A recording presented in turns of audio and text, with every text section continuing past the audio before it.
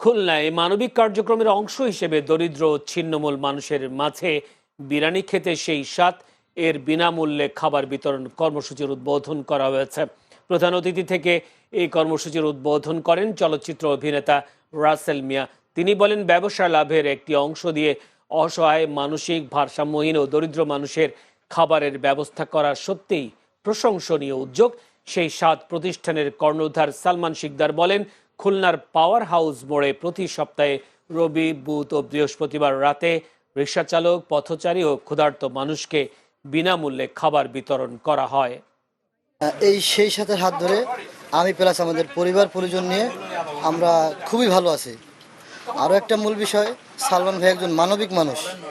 আপনারা দেখছেন যে সালমান ভাই যেভাবে অসহায় দরিদ্র মানুষের পাশে সেবা করে যাচ্ছে, আপনারা দোয়া করবেন। আমি সবসময় চেষ্টা করতাম অসহায় দরিদ্র মানুষদের, ছোটো ছোটো পথ শিশুদের, তাদের মুখে হাসি ফোটানো।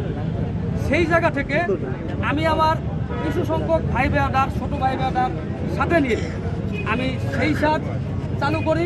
প্রত্যেকটা মানুষের তার চেতনা এবং তার আদর্শ যদি ভালো এবং পজিটিভ হয়, তাহলে সে মানুষটাকে কেউ কখনো গণ্ডির মধ্যে আটকিয়ে রাখতে পারে না, সে মানুষটা কখনো বন্দী থাকে না। এটার জলযন্ত্র একটা উদাহরণ হচ্ছে আপনাদের খুলনার কৃতি সন্তান সালমান ভাই।